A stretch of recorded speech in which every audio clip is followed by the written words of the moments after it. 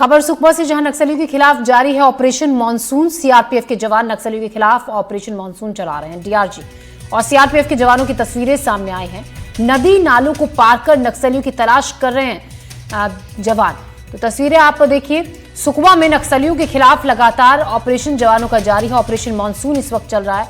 CRPF के जवान नक्सलियों के खिलाफ ऑपरेशन मानसून चला रहे हैं और इस दौरान गहरे नदी नालों को पार करते हुए जवानों की तस्वीर सामने आई है।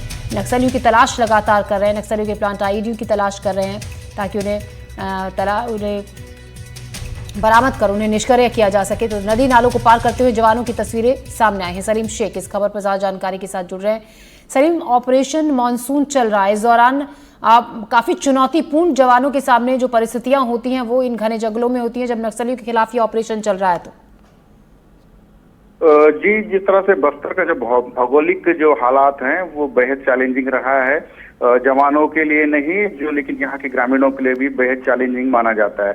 जिस तरह से बीते 1-1.5 साल से माओवादियों के खिलाफ जो ऑपरेशन चलाए जा रहे हैं और जिस तरह से जो सफलताएं पुलिस को, सुरक्षा बलों को मिल रही है, इस सफलता को देखते हुए सीआरपीएफ और पुलिस किसी भी हद तक पीछे हटने को तैयार नहीं है। लगातार नक्सल प्रभावित इलाकों में ये ऑपरेशन अभी भी चलाए जा रहे हैं क्योंकि बस्तर का जो घना जो जंगल है, जो भौगोलिक हालात हैं वो पेड़ों से और पहाड़ों से घिरा हुआ है।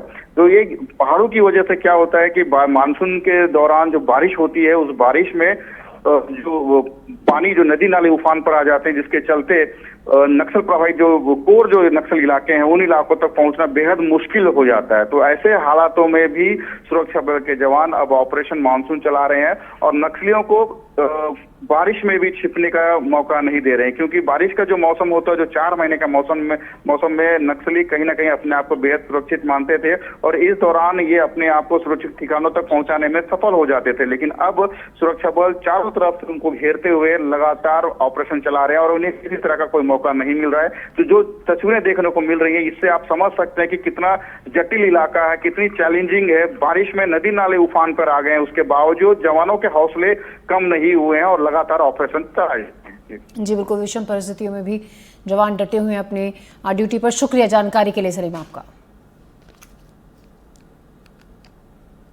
प्रतिभा किसी की मोहताज नहीं होती, हर किसी में कोई ना कोई हुनर होता है, बस समय पर तराशने की जरूरत होती है। ऐसे ही एक आदिवासी युवा छायांक नेताम कांकेर का है जिसकी लगन ने लकड़ी पर चित्रकारी का ऐसा रंग भर दिया कि लोग अब इसकी कला के दीवाने हो गए हैं। दरअसल छायांक नेताम जिस कला के एक्सपर्ट हैं उसे वुड बर्निंग आर्ट कहते हैं। इस कला को भारत देश में गिने चुने लोग ही करते हैं।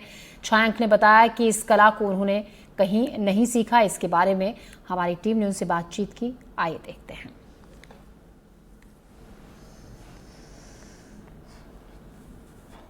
तो फोटो बनवाने के लिए छायांक के पास दूर दूर से लोग आते हैं। छायांक का कहना है कि उसने किसी से सीखा नहीं है, खुद ही प्रैक्टिस करके इस कला को बनाना शुरू कर दिया।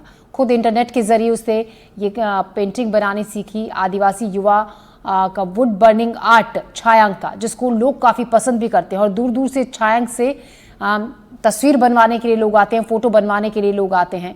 छायांक की इस कलाकारी को लोग काफ़ी पसंद भी करते हैं। देश ही नहीं दुनिया बाहर विदेशों से भी छायांक को इसके ऑर्डर मिलते हैं।